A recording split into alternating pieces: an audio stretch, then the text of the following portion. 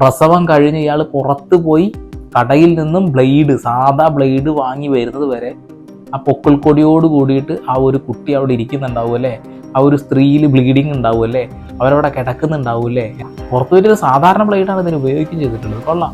കാലം എത്ര മാറിയാലും കാലഹരണപ്പെട്ട ചിന്താഗതിയോടുകൂടി നിൽക്കുന്ന ഒരുപാട് ആളുകൾ നമ്മുടെ ചുറ്റിലുണ്ടാവും അല്ലേ. ഇവിടെ ഞാനിന്ന് പരിചയപ്പെടുത്താൻ പോകുന്നത് ഒരു ദമ്പതികളെ കുറിച്ചിട്ടാണ്. രണ്ടുപേരും അക്യുപഞ്ചറൊക്കെ പഠിച്ചതാണ്. പുതിയ രീതിയിലുള്ള ചികിത്സ രീതി, അതേപോലെ തന്നെ ഈ ഒരു മെഡിസിൻസ്, വാക്സിൻസ്, അതിനോടൊന്നും ഒരു താല്പര്യമില്ല. അക്യുപഞ്ചർ പഠിച്ചുകൊണ്ട് തന്നെ എന്ത് ചികിത്സ അവർക്ക് ചെയ്യാൻ കഴിയുമെന്നുള്ളതാണ്. അവരുടെ ഒരു വിശ്വാസമല്ലേ, എന്തോ ആവട്ടെ. എന്തായാലും ഈ ദമ്പതികൾക്ക് ഒരു കുഞ്ഞ് പിറന്നു. സ്വന്തം വീട്ടിലാണ് കുഞ്ഞ് പിറക്കുന്നത്.